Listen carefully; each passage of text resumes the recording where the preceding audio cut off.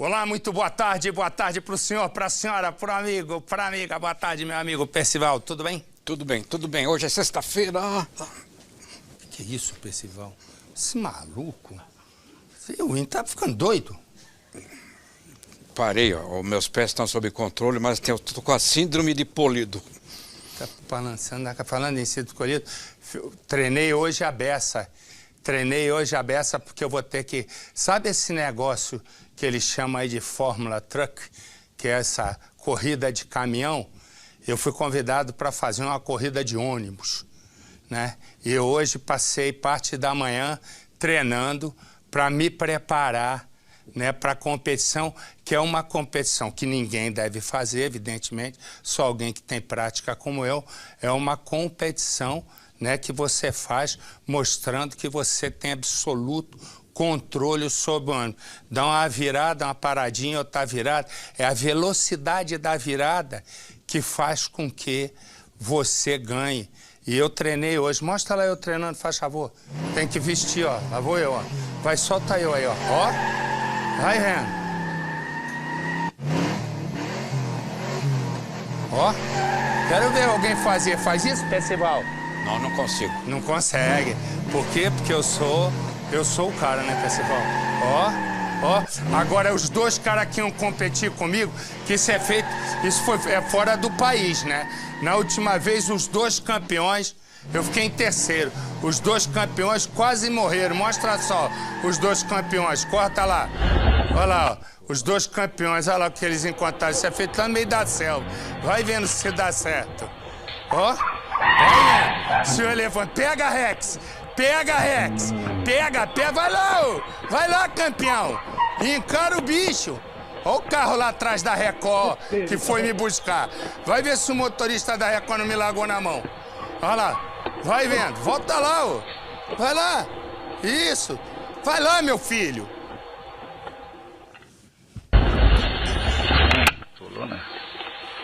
Ó, repara o campeão.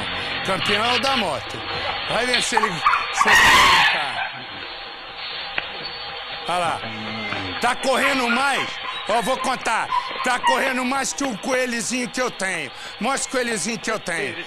Olha lá, ó o meu coelhinho, ó. Olha lá, tá correndo mais que bonitiho como é que o meu coelhinho é. Ele é calmo. Repara que ele é calmo. Repara. Vai vendo como é que o meu coelhinho é calmo. Ó que calminho que ele é. Sabe como é o nome do coelho? Percivaldinho. Olha lá, ó. Vai vendo se ele gosta de brincar. Ele estourou as bolas da criança toda. Vai lá, Percivaldinho, vai sua anta. Vai. Olha, parece elétrico. A imagem que você está vendo é uma imagem feita com celular. É preciso ter o maior cuidado. Vai prestar atenção, porque essa mulher é uma mãe de um bebezinho de apenas 18 dias. Ela foi no posto de saúde para vacinar a criança. Corta para mim.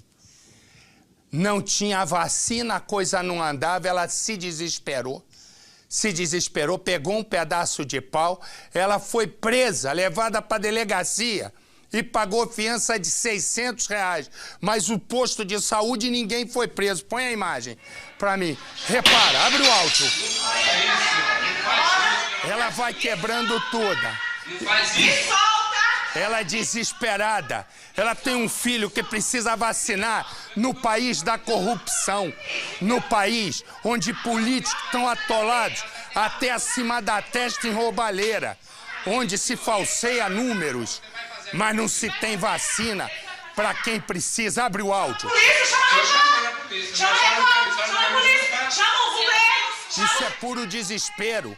E a mãe acabou presa, tendo que pagar a fiança de R$600 para não ficar na cadeia. Quem tinha que ser preso é o secretário de saúde, né? Quem manda, o prefeito, se é estadual, o governador, porque dinheiro tem para tudo, só não tem para atender a população. Põe no Cidade. Uma mãe em desespero. Ela tá tentando resolver a situação. Calma, isso. senhora. Me solta! Ou você vai fazer alguma coisa com isso? Não vai fazer nada. Ele não vai fazer nada. Chama a polícia, chama a chamo a polícia. Chama a polícia, chama o governo, chama o sindicato de vocês. Ela está armada com um pedaço de pau. Furiosa, faz ameaças e quebra os vidros da janela. Me solta! Não faz Me isso. solta! Me solta! Me solta! Me solta! Me solta! Eu não tô acreditando. Então não pode, Denise! Tudo aconteceu no posto de saúde número 4 de Samambaia. A polícia chega e fala em prisão. Não vai me levar preso, não. Eu expliquei pra você. Eu não vou me levar preso. Porque se levar preso, não sei só porque é de greve. Porque se levar preso, eles acreditam em nós. Não, mas você... Não, senhor, mas levar preso, leva todo mundo aí, ó. Leva eles presos. Porque não leva eles presos. Aí você quebrou os vidros. Eu tô quebrando, praticamente quer eu. Ela não para. Diz que até vai presa, mas só depois de vacinar o filho. Meu filho pode pegar visão daqui 18 dias. Era pra ele ter vacinado assim que eu tive, no outro dia. Já tem 18 dias que eu corro atrás, entendeu? Eu quero meu filho vacinado. Mas aqui não tem vacina, né? Tem. Saúde nem. Ó, tá tudo no hospital de Samambaia. Tá tudo no hospital de Samambaia. Quem custa ele ligar lá e pedir pro técnico me vacinar o meu filho? Quem que custa? A recepcionista aparece e orienta a mãe. Mas não tem nenhum servidor que vacina aqui hoje. BCG não é qualquer um que vacina, entendeu? Mas não, ela está desesperada porque já faz 18 dias que está indo de lugar em lugar. Não tem como vacinar. Depois de toda a confusão, dessa crise de fúria, a Irismar, a mãe, acabou indo para a delegacia e só foi liberada depois de pagar uma fiança de R$600. Aí sim, ela conseguiu a BCG para vacinar o filho num posto de saúde. Hoje a gente veio aqui conhecer a Irismar, ver como é que está a família depois de tudo aquilo. E eu já vejo que ela está com o Arthur no colo. Você é o pai. Isso, sou Adriano. Adriano, prazer. Irismar. Olha o Arthur, que coisa fofa. Hoje ele está com 19 dias. 19 dias, porque tudo aconteceu ontem, ele estava com 18 dias ainda. Da maternidade, você começou a sua saga atrás dessa vacina, Irismar? É, porque desde o nascimento dele, né, desde o dia 5 de outubro, que eu fui correr atrás dessa BCG e não consegui atendimento em nenhum posto de saúde em Samambaia. Corri em todos, o primeiro, o segundo, o terceiro posto, não consegui atendimento. Até então, que eu fui no posto de saúde mais próximo da minha casa, eles me informaram que o centro de saúde número 4, lá da Samambaia Sul, iria me atender, porque lá era o único lugar que estaria tendo atendimento para o meu filho. Essa história acabou do jeito que aconteceu, você tendo ali um ataque de fúria, não é, dentro de um hospital. Você se arrepende, tem vergonha? Qual é o teu sentimento depois de tudo aquilo? Jamais teria vergonha de defender a saúde do meu filho. Jamais na minha vida. Se fosse para me fazer, eu faria de novo, só que com mais cautela, né? Pelo fato de eu ter destruído um órgão público. Mas eu faria de novo. 8 horas depois, após a mãe ter sido liberada da polícia, Arthur foi finalmente vacinado. E o pai, aliviado, faz um desabafo. Daí daqui, levou 10 segundos a vacina, foi coisa rápida. Então, eu acho que não haveria necessidade disso, né? De precisar de fazer aquilo tudo para poder, 10 segundos, só dar uma vacina numa coisa pequena e inocente dessa. Segundo a Secretaria de Saúde, a distribuição da vacina BCG é de responsabilidade do Ministério da Saúde, que, por sua vez, informa que está faltando vacina porque o laboratório produtor está tendo dificuldades em fabricar grandes quantidades. E, por conta disso, a Secretaria de Saúde foi orientada a fazer um calendário com dias específicos para vacinação. Por isso, muitas mães estão saindo da maternidade. Corta para mim, negativo. A pergunta que eu faço é, a doença vai esperar? A doença sabe qual é o calendário? A tuberculose que pode pegar a criança de 18 dias, a tuberculose vai ler, não, hoje é o calendário da Secretaria de Saúde. Se a situação é absurda, mais absurda se transforma com essa explicação ridícula. Por quê? porque as pessoas pagam impostos, nos seus impostos estão as vacinas incluídas, tem que ter. Isso não é desculpa, mas absurdo é a gente reproduzir isso. Quando a mãe faz isso, mostra a mãe, quando a mãe quebra tudo, ela quebra com toda a razão, porque ela não quebra porque ela quer, ela quebra num desespero para salvar a filha. Corta para mim, o filho. Agora, se ser um bebê, vira aqui para mim. Olha só. Essa cachorrinha chama Sara. Repara o olhinho dela direito. Repara, se não é um vizinho, não é um vizinho, essa cachorrinha nesse momento, ela estaria morta. Mostra a imagem do áudio. A gente não vai ver, mas vai ver o áudio. Mostra a imagem do edifício. Abre. Olha o barulho. Lá no fundo é o homem batendo na cachorrinha. Foi preso, por quê? Porque o vizinho filmando denunciou lá ele e nos ligou. Sabe como tudo aconteceu? Eu volto já já.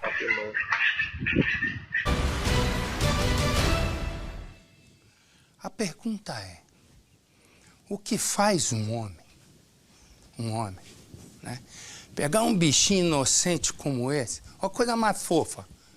Olha, é uma cadelinha, o nome dela é Sara. Repara que o olhinho da direita dela, não é que ela esteja olhando para o lado, não.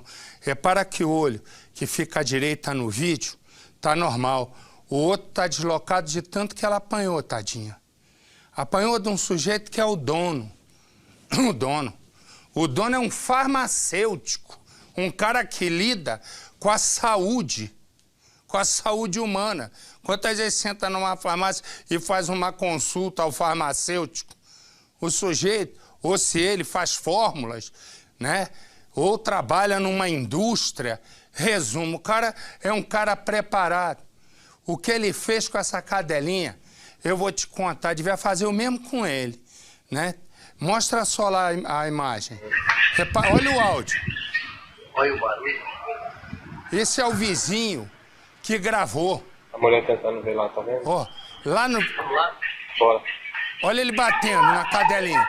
Isso que ele diz que aquilo ali foi para ele corrigir o bichinho. Vê se é para corrigir a bichinha alguém. Olha o barulho. Alguém que bate. Resumo, o vizinho que gravou tudo, o vizinho, mostra a cadelinha em movimento aí, tem, além da foto? O vizinho, olha ela aí, que lindinha. Resumo, o que aconteceu? Agora tá no colo de uma moça, olha, tadinha, a bichinha apanhou tanto que chega a tá mole. E se não é o vizinho gravar, adeus. A essa altura ela tá morta. Quando ele foi preso, sabe o que ele disse? Não, eu só estava ensinando ela a fazer xixi no lugar certo. E o olho da cachorrinha tá torto. A pergunta que eu te faço é, o que faz com um sujeito desse? Eu vou dizer uma coisa, devia apanhar igual ele fez com a bichinha. Mas devia fazer, olha o olhinho dela, o olhinho da direita dela tá olhando pro outro lado, tadinha, de tanto que ela apanhou. Isso é que eu pergunto. Mostra lá o edifício ali, a hora do edifício, olha lá. Repara, isso é ele em ação. E ele acabou preso, mas aí a lei deixou que, apesar de maus tratos, ele vai responder ao crime em liberdade. Ele devia tomar uma coça preso. Põe no Cidade. O dono do animal é gravado durante a sessão de maus tratos. O cachorro grita tanto que uma vizinha do apartamento de cima também sai na sacada. Vários outros moradores do prédio em frente assistem à cena. Indignado com as agressões, um dos moradores fez a gravação. Os vizinhos dizem que viram outros maus tratos. Uma vez eu presenciei ele batendo nela com uma vassoura, com cabo de vassoura, e ele sempre pegava ela, deixava presa na coleira, colocou a coleira no pescocinho dela e ficava puxando ela assim para cima. As agressões que aparecem no vídeo foram parar na Polícia Civil. O prédio de alto padrão é este. Assim que chegam ao apartamento, uma mulher que mora no local junto com o suspeito da agressão se recusa a abrir a porta. Eu sou da Polícia Civil, eu sou delegado de polícia, senhora. Só depois de receber a ordem judicial por debaixo da porta é que a mulher permitiu a entrada dos investigadores. O suspeito das agressões foi levado para a delegacia. Ele é farmacêutico e chama-se Jean. Em depoimento, disse que quando o vídeo foi gravado, ele estava ensinando a cachorra a fazer xixi no lugar certo. A cachorra é muito dócil, tá vendo ela aqui no meu colo, é super boazinha, ela tá muito assustada quando ela faz as necessidades dela, fica se escondendo embaixo da mesa, né? E ela tá um pouco meio assustada. Jean foi ouvido e liberado. Vai responder na justiça por maus tratos. Esta é a cachorra que sofreu as agressões. Por ordem da justiça, ela foi retirada dos donos e vai permanecer em um lar temporário até uma nova decisão judicial. Segundo os vizinhos, durante o tempo que a cachorra ficava ali na varanda, ela estava sempre presa por esta coleira aqui. Tem cerca de 1 metro de comprimento. Era o único espaço que ela tinha para caminhar no local onde ela ficava durante todos os dias. E hoje, depois que ela foi levada para a delegacia, ela passou por exames de um veterinário. Esta análise já apontou que na pele ela tem vermelhidão, provavelmente provocada pelo espancamento, além de estresse e o rompimento de algumas veias no globo ocular. Estas fotos mostram o momento em que Sara era atendida pelo veterinário. Não há lesões graves na cachorra. Os vizinhos que denunciaram temem que a justiça devolva o animal à família. Como o delegado lá falou, pode dar uma segunda chance para ele, né? Mas e quem garante que ele não vai fazer de novo com ela? Porque não foi só uma vez que a gente presenciou, foi várias vezes. Essa é mais uma vez, é mais uma em que ele pega a cachorrinha e espanca. E eu vou direto na delegacia porque o Bruno está fazendo pressão para ver se o homem fica preso. E o Bruno tem as informações. Fala lá, Bruno Peruca. Marcelo, muito boa tarde. A pressão não adiantou porque ele foi liberado, ele foi ouvido e liberado, viu, Marcelo? Ele já voltou para casa. O que acontece agora? A cachorrinha, a justiça determinou que ela fique em um abrigo por um tempo, né, indeterminado ainda, e essa cachorrinha vai ficar nesse abrigo até uma nova decisão da justiça. Resumindo, a pressão não deu certo, viu, Marcelo? Legal, obrigado, Bruno. Pensa em 3 caras enrolados. Me dá a imagem dos enrolados. Me dá a imagem dos enrolados. Pensa no seguinte, são 3 bandidos, olha lá. Eles estão invadindo, um tá de máscara, máscara com chifrinho. Repara, o homem tá ali quietinho contando dinheiro. Os bandidos estão... E o homem não vê o assalto. Olha lá, o bandido passa de máscara e ele está contando dinheiro. E os bandidos estão tentando arrombar a porta. Ainda empurra o homem para sair da frente. E o cara está com dinheiro na mão. O chifrudo, mas esse teu chifre aí é chifre de burro, né? E burro não tem chifre. Repara, o homem está contando dinheiro. O homem está contando dinheiro, e aí o que acontece? Olha lá, ele vai contando e o ladrão não vem. Põe no Cidade. 3 clientes estão na lotérica quando um dos suspeitos entra. Ele chuta a porta, mas não consegue abrir. Os clientes que estão no caixa percebem e saem do local. 2 comparsas entram. Eles estão encapuzados e um deles segura um saco que seria usado para guardar o dinheiro roubado. Repare que o de camisa listrada usa uma máscara assustadora, com 2 chifrinhos. Veja que ele está armado. Agora olhe a tranquilidade deste cliente. Ele parece contar dinheiro no meio da lotérica. Chega a ficar no meio dos assaltantes e depois um dos bandidos ordena que ele vá para o canto. Em seguida, os suspeitos saem do estabelecimento sem levar nada. Quando entraram aqui na lotérica, o que os bandidos não contavam era com um aparato de segurança. Para se ter uma ideia, a porta que o criminoso tentou abrir é de aço, bem reforçada mesmo. Até ficou a marca do chute que ele deu. Essa porta foi colocada depois do último assalto. O dono também investiu nestes vidros blindados que são à prova de balas. Acima do caixa tem até um aviso falando disso. O dono da lotérica, que prefere não se identificar, ficou aliviado pelo roubo não ter dado certo. É uma resposta que a gente deu aos bandidos. É uma resposta que aqui está blindado. Então vocês vão procurar outra coisa para fazer, porque aqui vai entrar e não vai conseguir realizar o assalto. O custo para reforçar a segurança foi de cerca de R$20 mil. Com a blindagem, a gente passou a ficar muito mais seguro, tanto eu quanto as funcionárias, entendeu? É um valor alto, mas para nossa segurança acaba sendo até um valor baixo. As câmeras do lado de fora registraram o momento da chegada dos criminosos. O suspeito, que está com a máscara, desce e vai em direção à lotérica. Em seguida, 2 comparsas vão atrás. A fuga também foi captada. Eles voltam para o carro. O motorista acelera e os suspeitos entram com o veículo em movimento.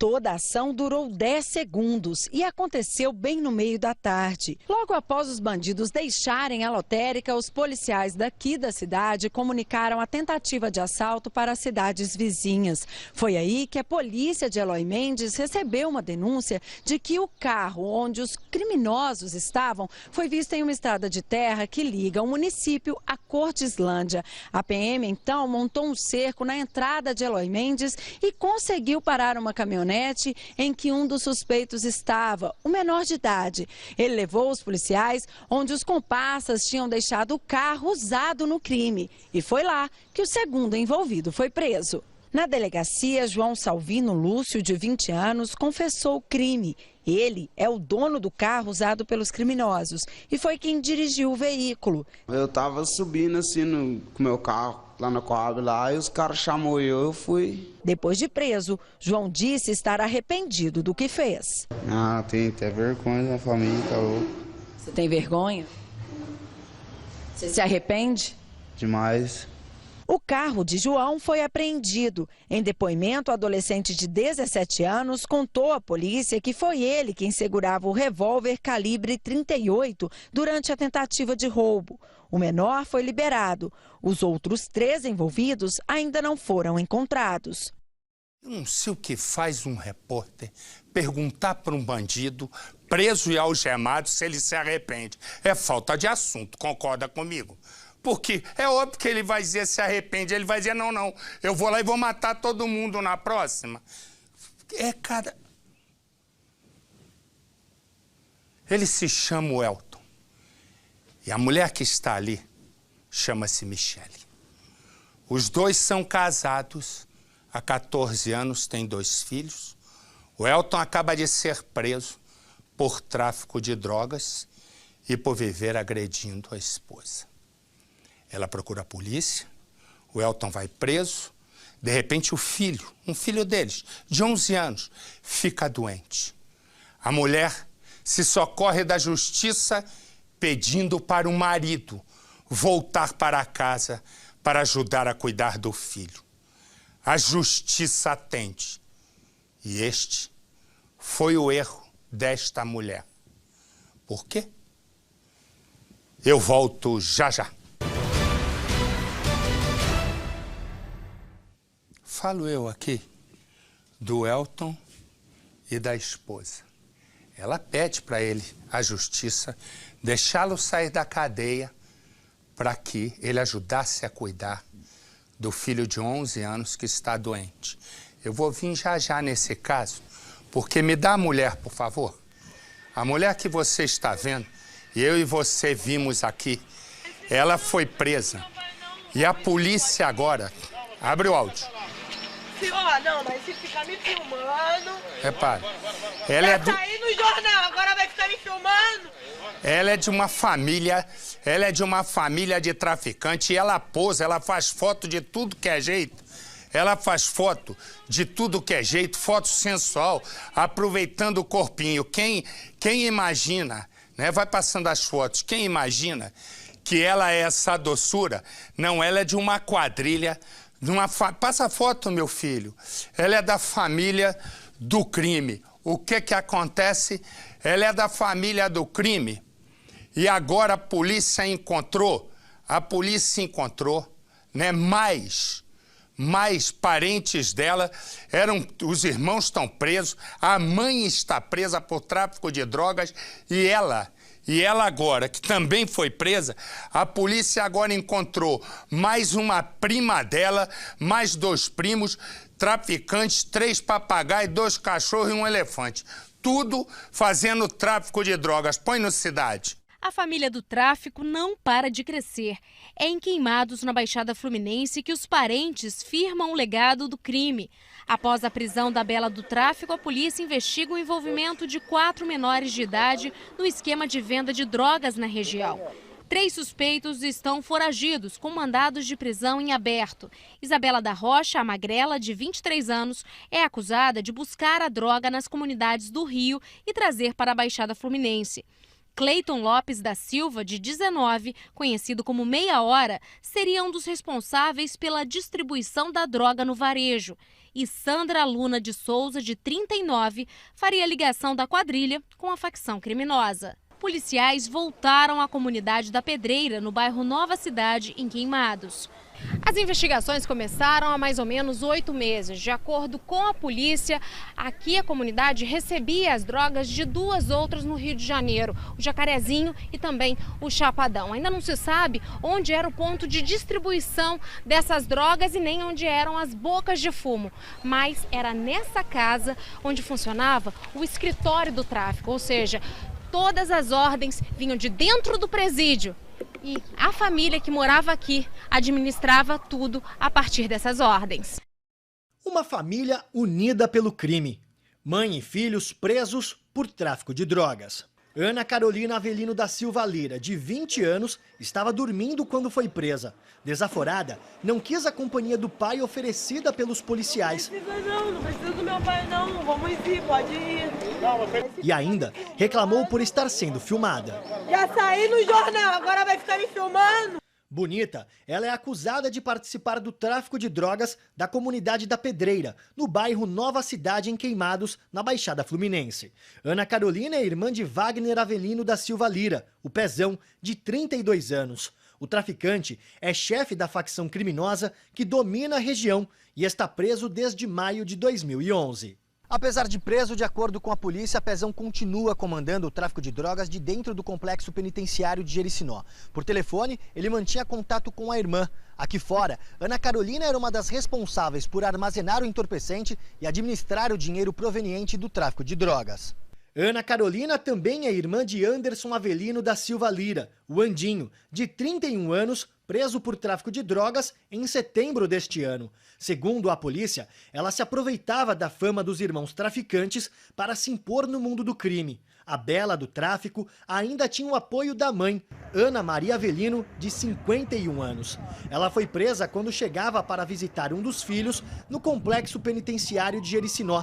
Desde 2011, as duas ajudam os irmãos presos a coordenar o tráfico de drogas na comunidade em Queimados. Ana Carolina nunca tinha sido presa. A criminosa usava a beleza como trunfo e acreditava não levantar suspeitas da polícia. Nas redes sociais, a jovem de 20 anos se exibe com motos e roupas sensuais. Ao todo, foram emitidos 17 mandados de busca e apreensão e 15 de prisão.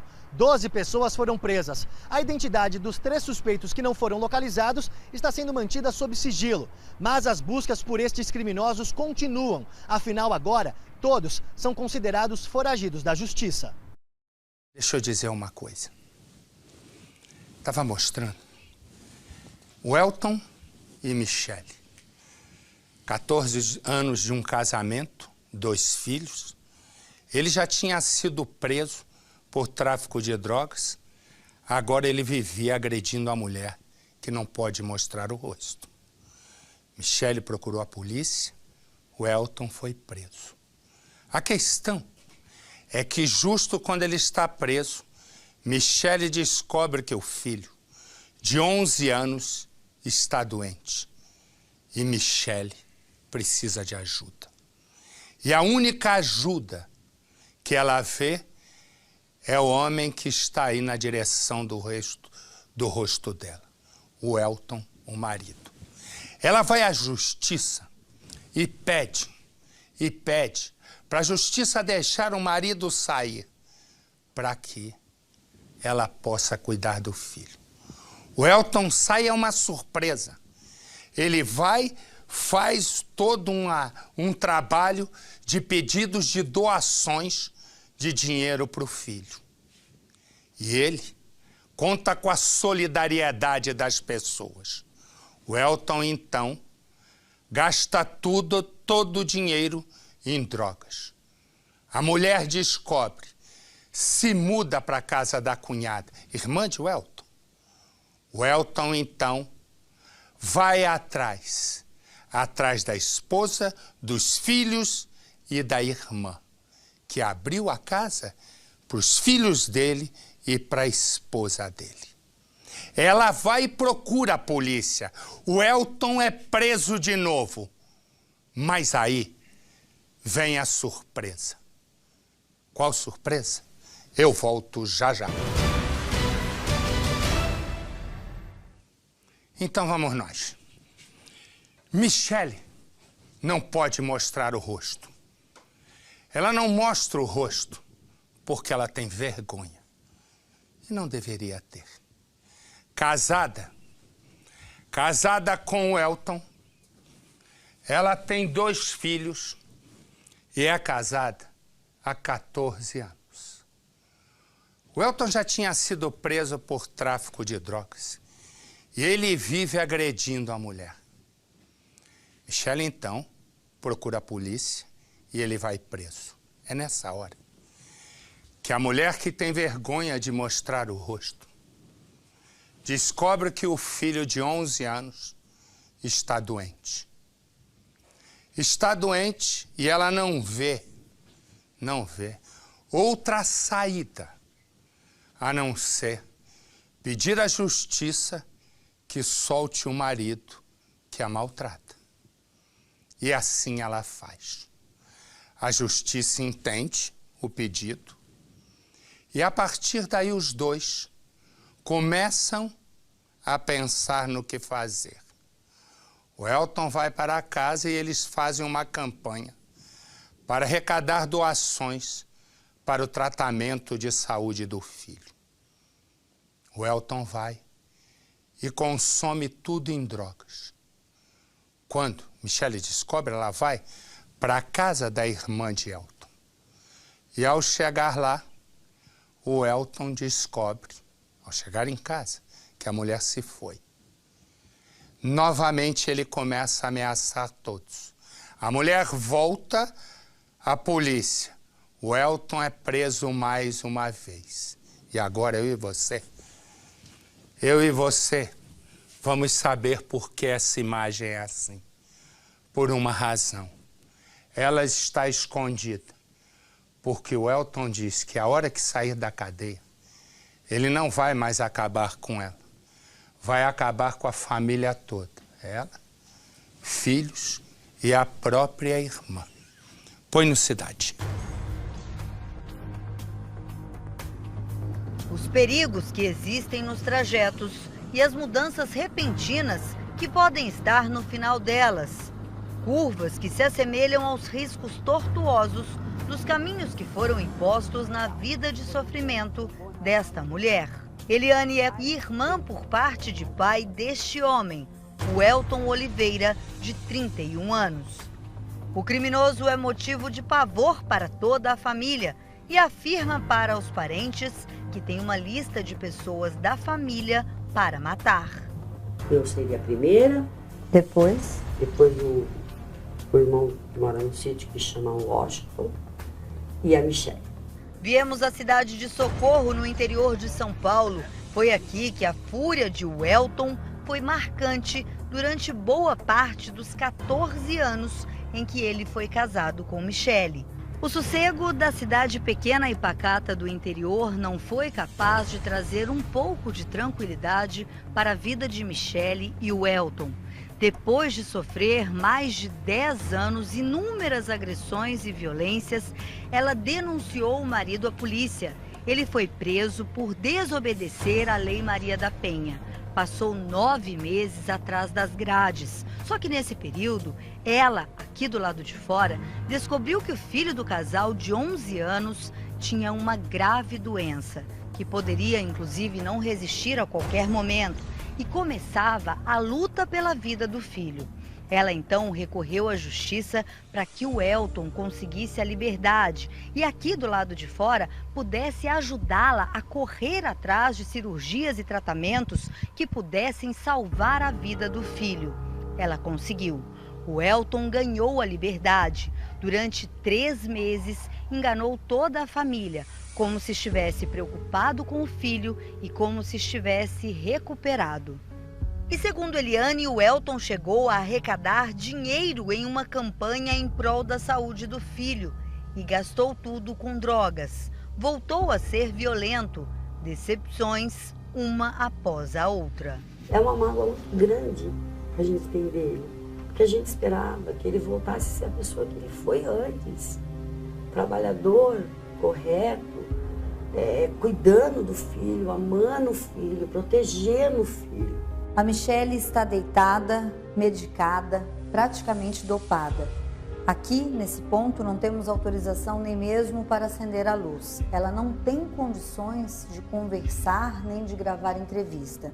O estado emocional, psicológico dela é extremamente delicado. Ela só consegue se confidenciar com a cunhada nos momentos de intervalo entre uma medicação e outra. E não é todo momento que ela consegue essa conversa. Ela tem duas grandes preocupações: a segurança da família e a saúde do filho. O menino, ao mesmo tempo que ele queria ver o pai na cadeia, a última vez ele falou: tia, eu não queria que ele fosse preso, porque se acontecer alguma coisa comigo, ele não vai poder vir. O presídio não vai liberar ele. E foi quando o Elton estava preso por ter desobedecido à Lei Maria da Penha que a Michele descobriu que estava grávida do segundo filho do casal. Nesse meio tempo, ela já sabia da doença do filho mais velho de 11 anos. Foi quando o médico apresentou para ela a possibilidade de que assim que o bebê nascesse, pudesse tentar ajudar a salvar a vida do filho mais velho que estava com um tumor na coluna. Com 1 mês de vida aproximadamente, o bebê passou por essa operação e conseguiu naquele momento, Eliane, de alguma forma, ajudar o irmão mais velho. Salvou ele da coluna, do tumor que tinha aparecido até então na coluna. Depois de tudo isso, depois do bebê ter feito essa cirurgia, houve então um outro chamado dos médicos para a família e foi quando a Michele ficou sabendo que o filho mais velho tinha então mais um tumor e dessa vez no cérebro. Só que a saúde do garoto de 11 anos piorou. Ele está prestes a completar 12 anos. A família foi avisada que ele está em fase terminal e que o garoto pode ter o último aniversário. Fala para tua mãe não ir na festa de aniversário, porque eu vou matar ela. Com todas as letras. Com todas as letras. O Elton tem várias passagens pela polícia por tráfico de drogas, violência doméstica, tentativa de homicídio, ameaças e por descumprir a Lei Maria da Penha algumas vezes. Desta vez, acabou preso novamente. Tenho medo que ele fique pouco tempo, que ele saia, que ele venha, que ele faça alguma coisa para mim, para o meu filho que está na rua. E eu cometi um erro. A situação é tão grave que eu imaginei que essa fosse a esposa dele. Ao contrário, essa é a própria irmã. Quando na verdade a esposa nem condição de levantar da cama tem. E mesmo assim, agora ele está numa situação que pode sair da cadeia, o que eu imagino, e é por isso que eu vou conversar com a nossa Fabíola Rabo de Arraia, porque a nossa Fabíola tem todas as informações sobre o caso. Boa tarde, Fabíola. Boa tarde, Marcelo. Nesse momento, a vítima com a família se prepara para sair dessa cidade para um outro lugar. Até porque, Marcelo, a ameaça aconteceu dentro da delegacia, na frente do delegado. Ele, debochado, com muita ousadia, falou para o delegado: vou sair em pouco tempo da cadeia e vou cumprir o que eu estou falando. A ameaça que ele fazia para a esposa. E por conta do medo, nesse momento, quem está preso é a família da vítima. Valeu. Me diga uma coisa. Chegou, me dá a imagem da próxima, faz favor. Esse se chama Giliard. É uma busca que ninguém consegue entender. 7 anos a polícia está caçando. Está caçando porque essa é a namorada dele, Érica, de 20 anos. E ela, no relacionamento, ele fazia da pobre moça um saco de pancada. Ela vai morar com a mãe. Um dia, ela está lá saindo tranquila para ir trabalhar. É a hora que Giliardi aparece. E na hora que ele aparece, um drama vai se desenrolar de uma história que começa assim. Oh, meu Deus. Se Dona Neide pudesse voltar no tempo, ela acredita que tudo hoje seria diferente. Isso porque a dor que esta mulher carrega nasceu no momento em que estava no portão de casa.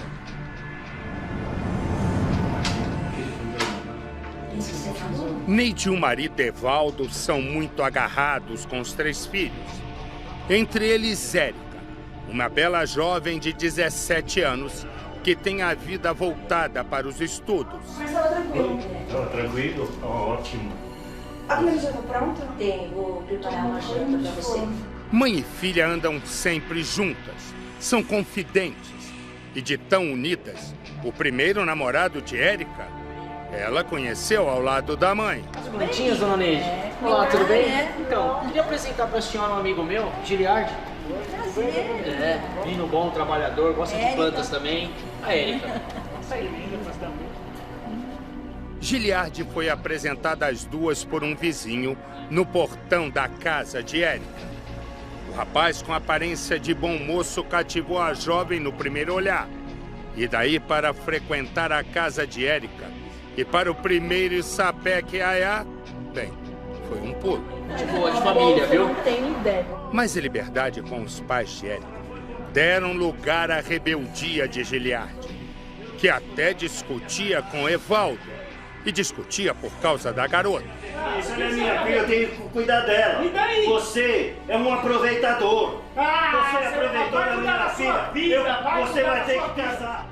Os dois quase saem no tapa quando Evaldo descobre que Érica, uma jovem que até meses atrás era toda focada no estudo, agora está grávida.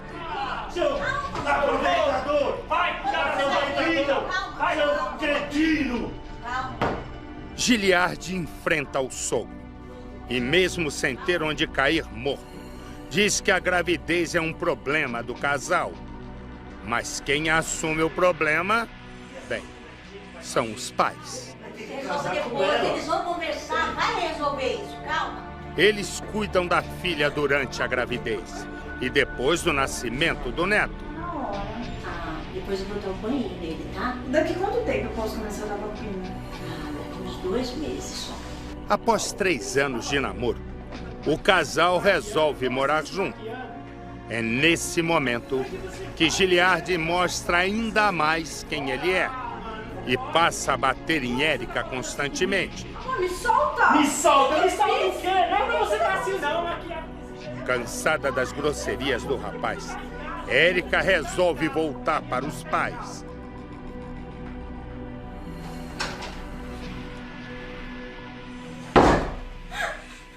Giliardi volta a brigar com os pais da moça. Tenta reatar com Érica. Ela resiste durante 7 meses. Eu vim buscar ela vai pra casa. Ela não quer, ela tá muito bem aqui, você não tem mais que procurar ela. Naquele dia, Érica toma café com a mãe. Ela se despede e vai trabalhar. Vai com Deus. Dona Neide começa a arrumar a mesa do café quando ouve gritos de socorro. O que aconteceu, senhor? Ela pensa que alguém foi atropelado, mas descobre na frente de casa que a filha foi morta por quem ela mais temia, Giliardi, e o assassino está em liberdade. Difícil acreditar que quase 7 anos depois de matar, este homem sequer pisou na cadeia. Imagine agora como está a família da vítima. Giliardi José de Paiva foi condenado à revelia, ou seja, condenado à prisão porque não se defendeu. E a justiça entende em casos assim, diante dos fatos apresentados e da omissão do réu que sumiu do mapa, que ele é culpado. O histórico e as testemunhas do caso preenchem lacunas do crime que, segundo a polícia, foi planejado. Érica tinha apenas 20 anos quando foi assassinada. Quando ela conheceu Giliardi, era apenas uma menina. Apaixonada pelo rapaz bem mais velho, iniciou ali, na rua de casa, o primeiro namoro. Como imaginar que aquele homem seria o mesmo que a mataria poucos anos depois, na mesma rua em que tudo começou? A menina de 17 anos engravidou. Os pais, naturalmente preocupados, chamaram Giliardi para conversar. E na sala de casa, Dona Neide se surpreendeu. Os pais de Érica tentaram alertá-la do perigo. A cada dia, o namorado revelava parte de quem era de verdade. Mas cega pelo amor que sentia por Giliardi, a garota decidiu dar chances. Ao longo da relação, foram muitas. No tempo em que os dois moraram juntos sob o mesmo teto, ficaram cerca de 7 meses, exatamente nesta casa, onde hoje moram os pais do acusado.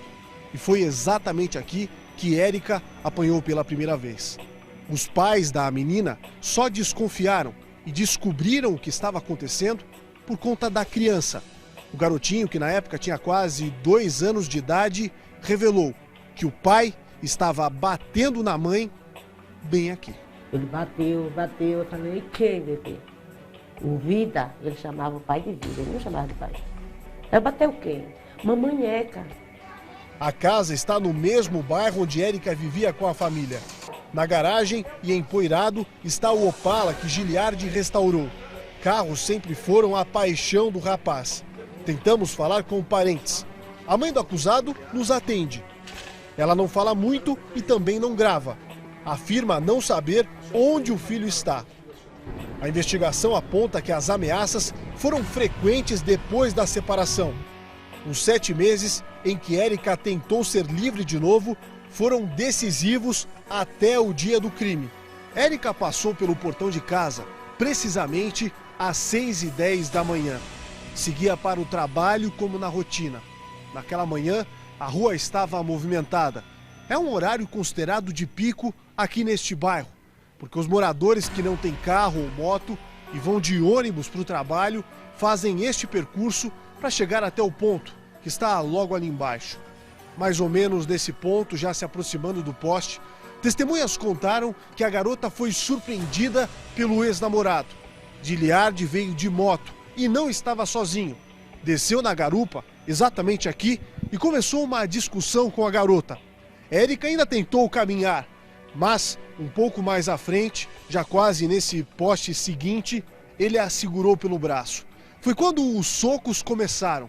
Testemunhas contaram à polícia que ele de fato agrediu a menina bem aqui, que chegou a cair no chão.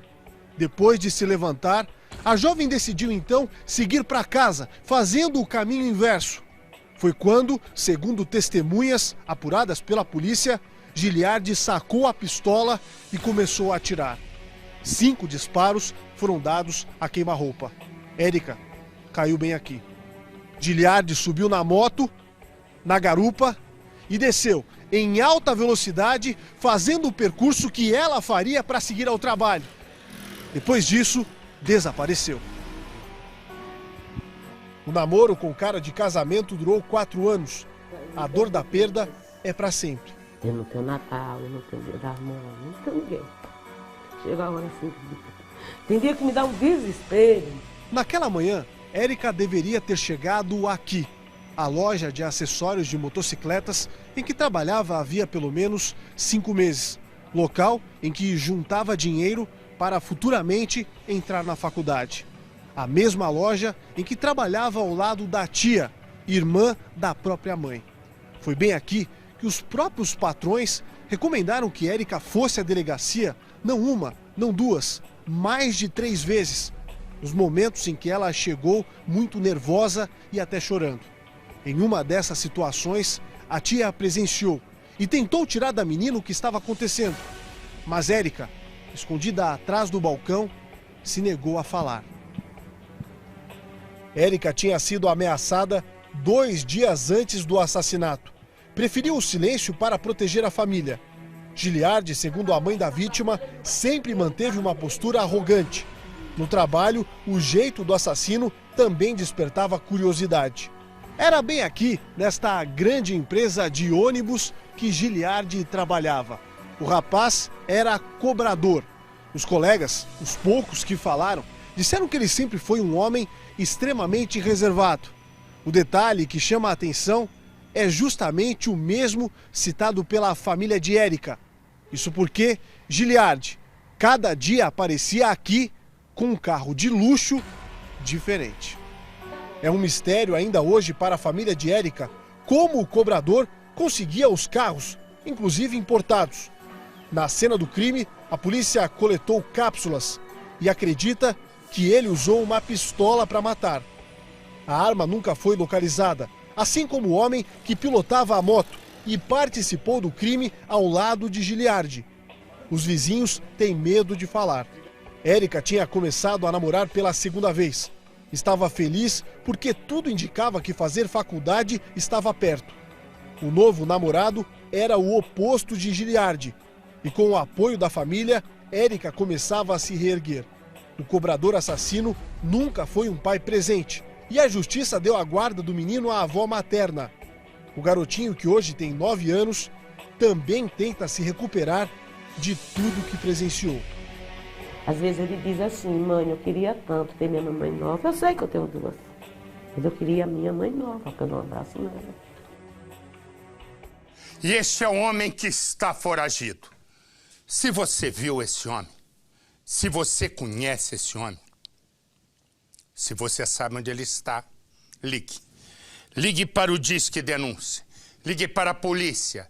E a sua identidade vai ser mantida no mais absoluto sigilo. Me dá o comandante Hamilton, me dá o comandante Hamilton. Nesse momento você vai ver um carro de ponta cabeça em plena marginal. Essa moça, pela informação que a gente tem, a mulher que você vê aí de rosa, ela vinha dirigindo, perdeu um controle em cima de uma das pontes da marginal, mas graças a Deus ela está bem. Agora acharam o celular, repara, agora como é que ela conseguiu capotar nessa linha reta aí? Aí repara a marca do pneu, alguma coisa travou no carro, não é possível, porque ela tá praticando, ela capotou bem antes da curva. Ela capotou numa reta, você vai vendo aí. Me dá o assaltante, me dá o assaltante. São 3 assaltantes, eles são presos aqui em São Bernardo do Campo, no ABC Paulista. Eles tinham rádios da polícia e ficavam usando as informações da polícia, para passar para outra parte da quadrilha. Põe no Cidade. O radiocomunicador da Polícia Militar é um importante instrumento de combate à criminalidade. É por meio dele que viaturas nas ruas são orientadas pelo centro de operações. Mas estes 3 estavam a serviço do crime e em pleno funcionamento. Não fez contato, pode dar encerramento aí, 16h08, quer ser? Quer ver? Os 3 rádios foram apreendidos durante uma operação da Delegacia de Investigações sobre Entorpecentes de São Bernardo do Campo, no ABC Paulista. Estes 3 homens são apontados como integrantes de uma quadrilha de assaltantes que agia em toda a Grande São Paulo. A investigação mostrou que os rádios foram desviados da Polícia Militar. Falta saber agora como os aparelhos foram parar nas mãos da quadrilha. A principal suspeita é que um policial militar também faça parte do bando. A identificação dele vai depender agora dos próximos passos da investigação. Para o delegado, a utilização destes aparelhos dava à quadrilha maior tranquilidade durante os roubos. Com os 3 homens presos, os policiais encontraram ainda esta réplica de fuzil e munição usadas nos roubos. Havia ainda vários celulares, relógios e até dinheiro, cerca de R$36 mil, provavelmente conseguido em uma das ações. Os outros integrantes da quadrilha também estão sendo investigados. Me dá a imagem, me dá a imagem. O homem que você está vendo aí na frente chama-se Cabeça, ó. Esse aí do meio, ele foi preso. O que aconteceu? Ele matou um vizinho, porque disse que o vizinho era viciado em drogas, ia levar gente perigosa para casa e ele ficou com medo. Imagina o vizinho. O irmão do vizinho que morreu também foi baleado. Ele disse, mas esse também ia levar gente perigosa para casa. Imagina ele, que sapecou 2. Ei, sapeca lobisomem, parece o Ed que eu conheço. Bota no Cidade. Anderson Valcena Soares, de 29 anos, conhecido como Cabeça, confessou à polícia que matou um rapaz de 18 anos porque achava que ele era usuário de drogas. O crime aconteceu em abril desse ano no bairro Parque Suécia, em Belfor Roxo, na Baixada Fluminense. De acordo com as investigações, o acusado teria comprado uma arma para fazer justiça com as próprias mãos. A justificativa era manter a ordem na área onde ele morava. Segundo a polícia, Anderson matou Ezequiel Gonçalves do Espírito Santo a tiros.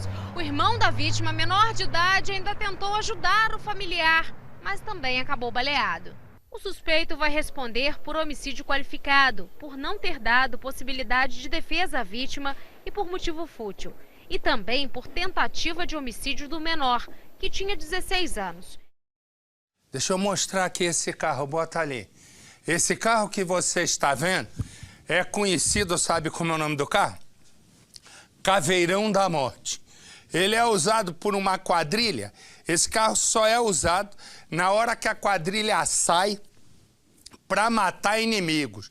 O Caveirão da Morte já esteve, nossa senhora, já esteve envolvido em mais de 30 assassinatos. Ele é blindado, mas uma blindagem caseira. E no porta-mala, os bandidos fizeram um furo no fundo, que é para poder lavar os vestígios. Vai vendo se é possível. Põe no Cidade. Um carro preparado para matar.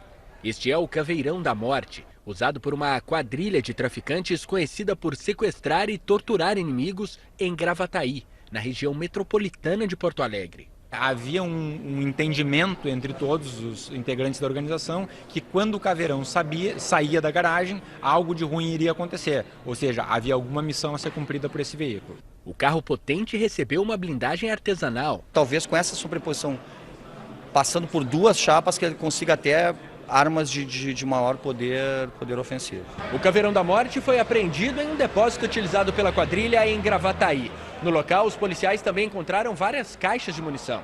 O que chama a atenção é que, além de toda a proteção feita com chapas de aço, o veículo é automático. Segundo a polícia, ele foi escolhido assim para que o motorista também pudesse utilizar uma arma. Os corpos eram transportados tanto no banco de trás, como também aqui no porta-malas. Inclusive, foram feitos alguns furos para facilitar na hora de lavar o sangue das vítimas. Durante as investigações foram encontrados vestígios de sangue de duas vítimas. Elas foram identificadas como Luiz Antônio Oliveira Alves, o Godzilla, morto no dia 11 de abril, e Paulo Diego da Silva Barbosa, o Boquinha, assassinado no dia 27 de maio. Os dois eram comparsas do grupo e foram assassinados por desentendimentos com os líderes. Segundo a polícia, Anderson Silva Lisboa, o Orelha, Elivelton Araújo da Rosa, o Nenê, e Marco Antônio dos Santos Pires Gonçalves, o Gatorade, eram os responsáveis por usar o veículo e matar as vítimas. Eles foram presos após a Operação Clivium, realizada este ano pela Polícia Civil e que prendeu 60 bandidos que pertenciam à quadrilha. Após um ano de investigações, os policiais já têm 110 integrantes do bando atrás das grades. Além da quantidade de drogas apreendidas, o poder de fogo dos criminosos impressiona até a polícia. Metralhadora, pistolas e até um kit que transforma uma arma pequena em uma carabina. Pois bem, eu vou direto conversar com a nossa Vanessa Xícara lá em Porto Alegre. Por quê? Porque uma quadrilha desse tamanho, do jeito que está matando, ela tem mais informações. Ela que ninguém... Quando a Vanessa começou, eu esqueci de avisar. A Vanessa, durante muito tempo, né, trabalhou só em área policial, não foi? Exatamente, Marcelo. Exatamente. Ela já viu mais camburão do que eu já vi de xícara. Mas vamos lá. Conta aí pra mim, Vanessa, sobre a quadrilha, por favor. Bom, Marcelo, essa quadrilha era uma quadrilha familiar com mais de 15 anos de atuação aqui na região metropolitana de Porto Alegre. Foi criada por 3 irmãos que estão presos. E aqui do lado de fora, quem tocava os negócios eram os gerentes. E que negócios eram esses? Tráfico de drogas, sequestros e principalmente homicídios. A polícia comprovou 2 mortes ligadas ao caveirão, ou seja, ou eles transportaram os corpos no caveirão ou executaram essas pessoas ali dentro mesmo. Mas como a gente viu na reportagem, mais de 30 assassinatos podem ter sido cometidos com o caveirão. Marcelo. Obrigado, Vanessa. Obrigado, meu amor. Boa essa repórter, né? Obrigado. Tchau, querida. Pensa no seguinte. Uma churrascaria e uma discussão.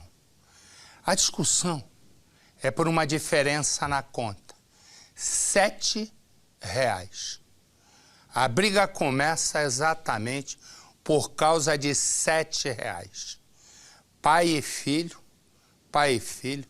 decidem então, né? Pai e filho são os donos da churrascaria. Eles decidem então a discussão de uma maneira que não dá para se discutir por R$ 7. Eles vão e matam o cliente. Exatamente isso.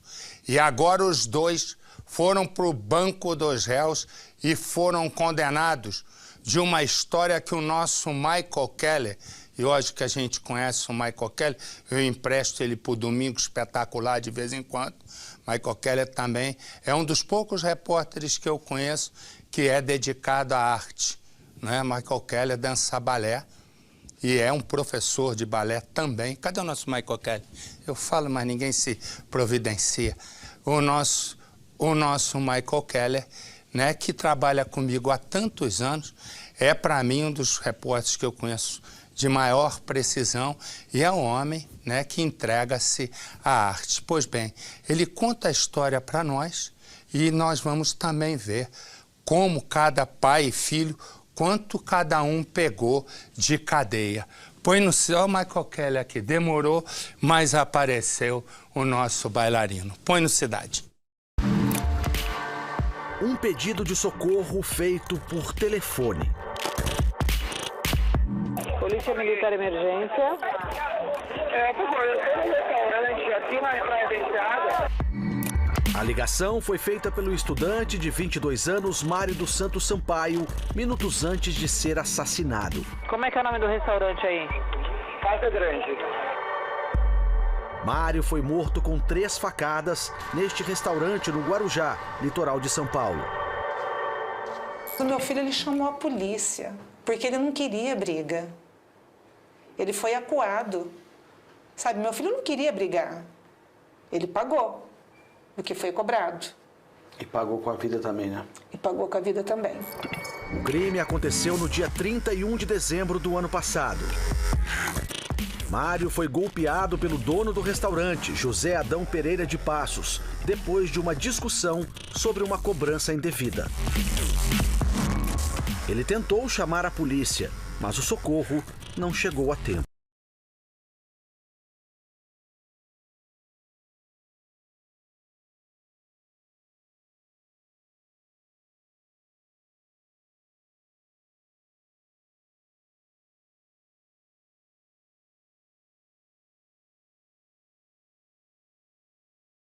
José Adão, o dono da churrascaria, não teria agido em legítima defesa. Mário estava no restaurante com a namorada e 3 amigos. Na hora de pagar a conta, o grupo reclamou que a casa tinha anunciado um preço pelo almoço e depois cobrou outro, R$ 7 mais caro. No depoimento, Diego, gerente do restaurante e filho de José Adão, contou que o rapaz estava bravo e não pagaria o valor cobrado, chegando a dar um murro no balcão. O dono do restaurante, José Adão, disse para a polícia que Mário chamou todos ali do restaurante de ladrões e deu vários chutes nele. Mas segundo o depoimento desta testemunha, Mário conversava educadamente com Diego a respeito do valor da conta. O gerente Diego estava exaltado e falava em alto tom de voz com Mário.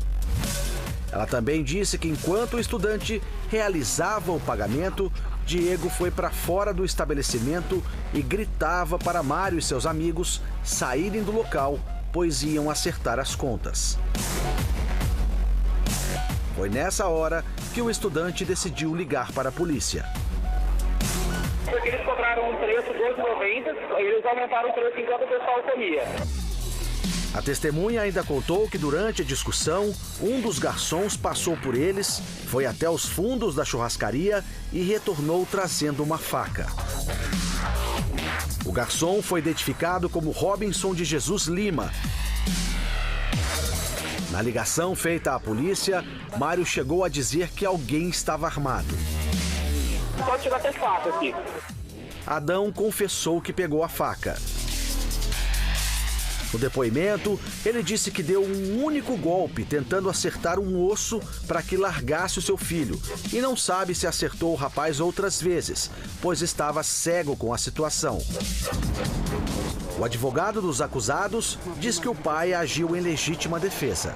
Um pai que, vendo o seu filho em situação de perigo, preso por alguém num golpe de mata-leão, que tenta puxar, porque a testemunha D fala que ela e Adão, pai de Diego, mais 3 garçons tentam tirar Mário de cima de Diego, mas ele não solta.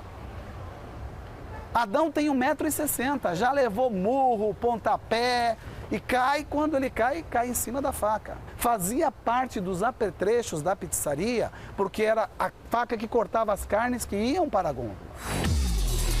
A testemunha contou outra versão. Disse que quando o estudante falava ao celular, Adão deu um tapa no rosto de Mário, que não revidou a agressão. Na gravação para o serviço 190 da PM, dá para ouvir a voz de José Adão e um barulho. Depois disso, o celular perdeu o sinal.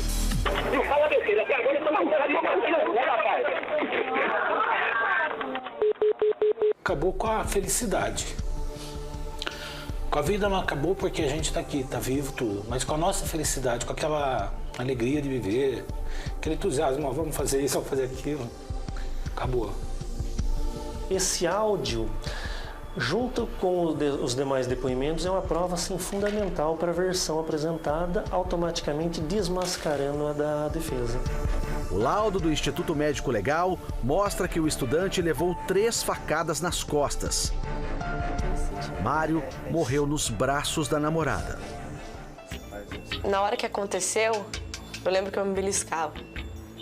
Eu com ele no meu colo, eu me beliscava. Porque eu achava que era pesadelo que eu tava passando.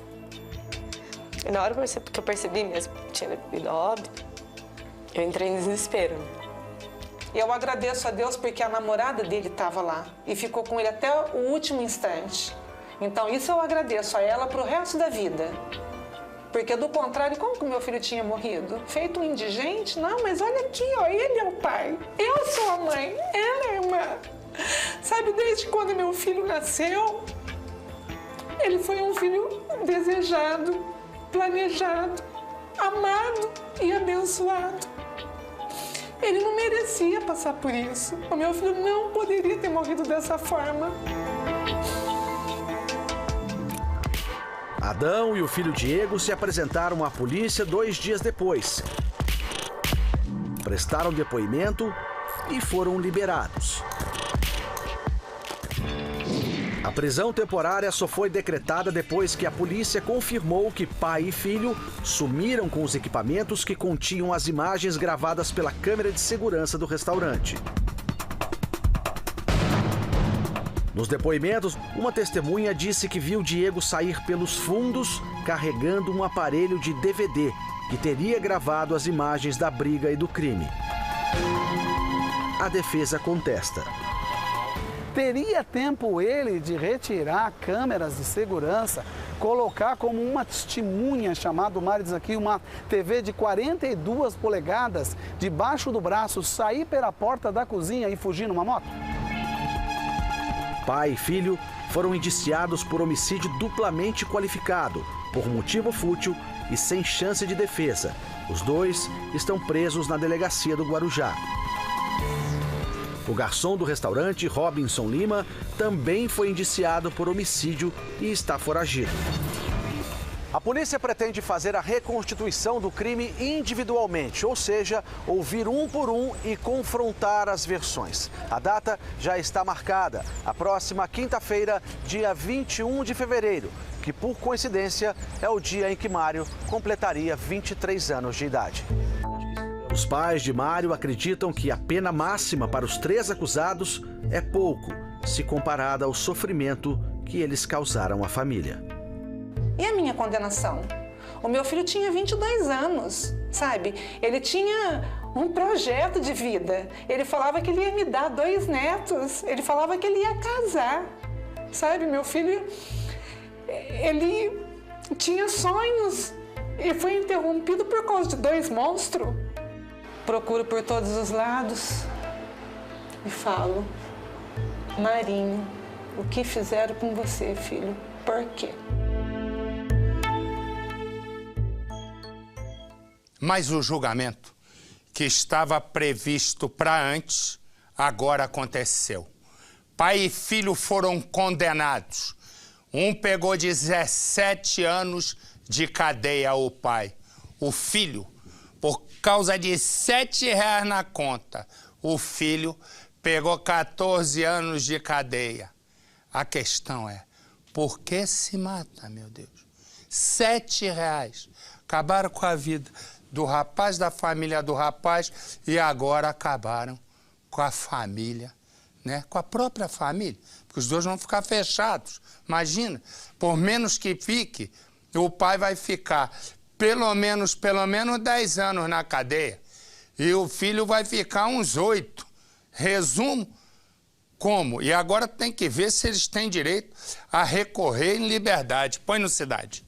José Adão Passos foi condenado a 17 anos de prisão em regime fechado e Diego Souza a 14 anos de prisão, também em regime fechado. Uma condenação injusta para a família da vítima. A lei nossa no Brasil é muito falha, é uma porcaria essas condenações. Isso aí teria que ser prisão perpétua. Eles vão ler um livro, eles fazem uma resenha e eles têm uma diminuição. Eles costuram uma bola e eles têm uma diminuição. Como o nosso advogado e o promotor falou, a mãe do Diego ontem entrou lá, perto do juiz, e abraçou o filho dela. E eles falaram que se eu quisesse abraçar meu filho, nem no cemitério da saudade eu posso abraçá-lo. Eu só posso orar e levar flor para ele, eu não posso fazer outra coisa. Nesse último dia de julgamento, pai e filho ficaram apenas no banco dos réus. A acusação e a defesa tiveram 2 horas cada para contestar o depoimento das testemunhas e os interrogatórios. Eles também vão responder por terem escondido as câmeras de monitoramento da churrascaria. Os 2 acusados eram donos desta churrascaria no Guarujá, local onde Mário dos Santos Sampaio, de 22 anos, foi morto a golpes de faca em 2012. Uma discussão entre ele e os proprietários por causa de uma diferença de R$7 na conta teria motivado o crime. José Adão e o filho Diego Souza estão presos desde 2013 no CDP de São Vicente.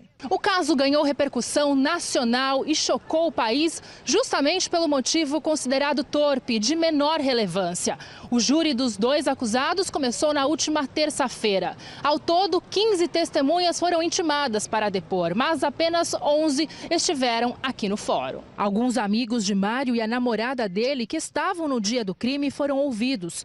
O julgamento também contou com o depoimento de 2 testemunhas que não tiveram a identidade revelada. O júri foi formado por 7 pessoas, 4 mulheres e 3 homens. Os familiares da vítima, que são de Campinas, no interior do estado, ficaram os 3 dias na porta do fórum, à espera da condenação justa para os assassinos do estudante. Além de Adão Passos e do filho Diego, uma terceira pessoa envolvida no crime será julgada. É o garçom que, no momento da discussão, teria entregado o facão nas mãos de Adão. Ele responde em liberdade. A data do julgamento dele ainda não foi revelada. E eles continuam presos, então, pelo menos isso. Agora, o sujeito mata por R$7, mas olha aqui,